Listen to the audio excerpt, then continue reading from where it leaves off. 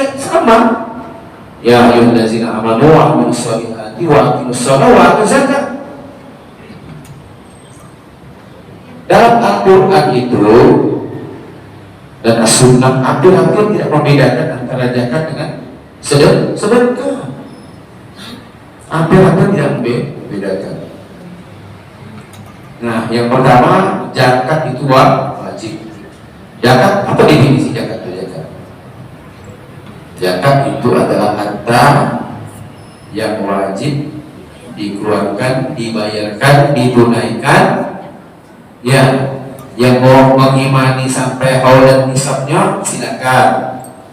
Yang nak mengimani pakai bulan-bulan profesi, lanjut.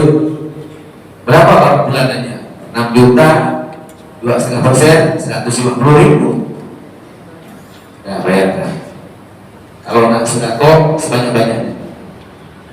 Yang tunai, yang wajib itu dulu, ya. Kalau mau pakai yang sampai setahun, bulannya jatuh tempohnya tentukan sendiri. Karena bunda yang pegang nih, tahu nih, ya kan? Oh, udah aku mulai kumpul tanggal awal begini, tanggal akhir begini, ya. Tunaikan itu karena dia wajib. Jadi cerita kalau melaksanakan sunatullah ini, itu mau orang muslim atau non muslim, ganjarannya sama di dunia ini. Lebihnya kita di akhirat nanti, ATM-nya kita di akhirat. Tapi sebagai orang beriman, kita mau mana ini jangan langsung kita mau menghitung-hitung. Ya kan? Kalau saya bersaudara, kok saya seperti orang gitu. Beres urusannya, berkah hidupnya, gitu kan. Kemudian banyak kebaikan yang didapatkan, gitu kan. Kita ini kan kadang lupa, gitu. Ternyata rezeki itu bukan dari sisi yang itu, gitu kan. Kita renungkan secara pribadi, gitu. Orang terkaya di Amerika juga, Bill Gates itu, yang di pemberitaan dia akan menghibahkan, jadi bahasanya kan bukan cerita sodako yang menghibahkan, ya. Separuh hartanya.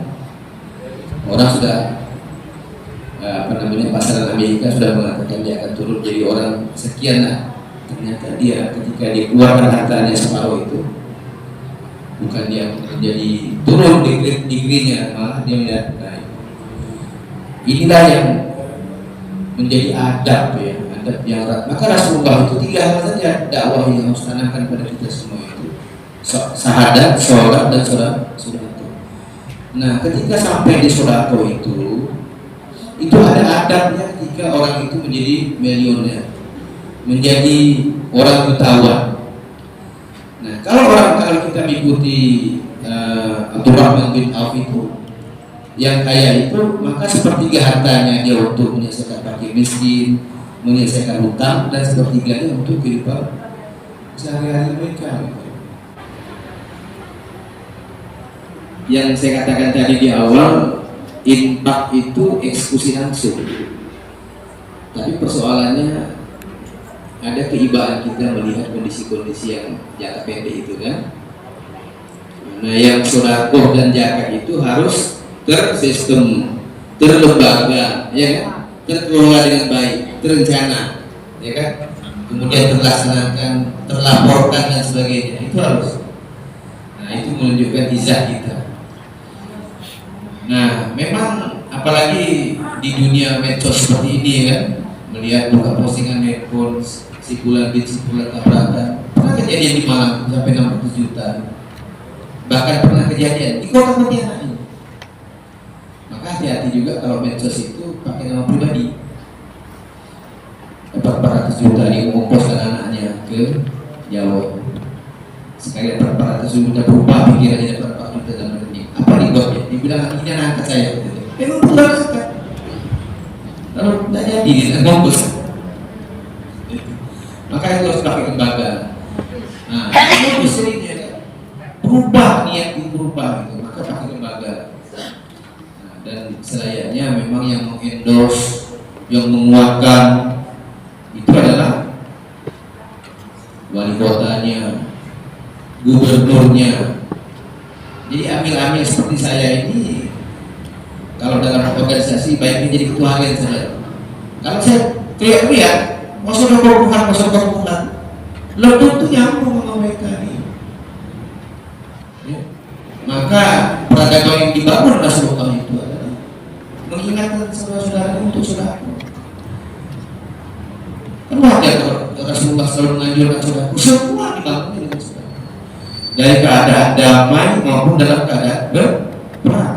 Inna sholata sakanun lahum, sesungguhnya doa untuk memberikan ketenangan kepada yang bersaudara. Misi daripada pemerintah ya untuk menyelamatkan para fakir miskin ya.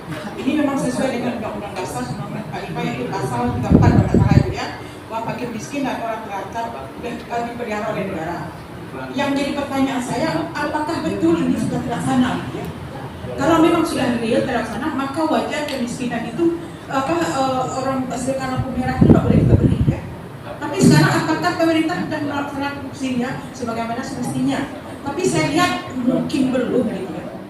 Nah, tapi sekarang ini hadirlah namanya Basnas dan Basda. Cuma saya yakin namanya ijtihad kita. Namanya turunnya ayat itu dari kasus ketika Abu Bakar memerangi orang yang pelit, tidak mau bersedekah, tidak mau berzakat, baru turun ayat khudh min amwalihim sedekah. Ambil hartanya bagian pada sedekah. Berbanyak ayat yang Tuhan mengatakan sedekah. Maka di awal surat Al-Baqarah. Banyak ayat yang fikul walau besar wa dharra. Kita ini kalau udah kaya baru bersedekah, miskin bersedekah. Itu banyak ayat tentang manfaat daripada sedekah. Nah, bagaimana ketika kita sudah bersyukur itu kan ada tiga. Pertama, kita asyukru bil qauli. Spontan kita dapat rezeki, dapat alhamdulillah. Desa kita sendirian. Kemudian tanpa kita sadari nanti asyukru bil lisan. Kemudian alhamdulillah. Nah, ketiga ini baru dia katakan asyukru bil amal. Baru dia katakan menunaikan harta ini. Oh, nanti aku potong kambing lah. Karena dapat rezeki, dapat jual tanah, nanti aku mau. Tapi kategori kalau kiai saya kategori besar antara niat dan nazar.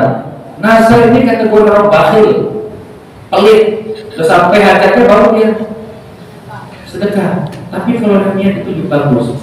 Innamal a'malu binniyat. Nah, inilah yang mau saya sampaikan, yang dikatakan yang 8 asma siapa yang orang yang berhutang, kemudian orang yang iman yang baru mualaf tadi itu dapat sedekah. Banyak sekali saya.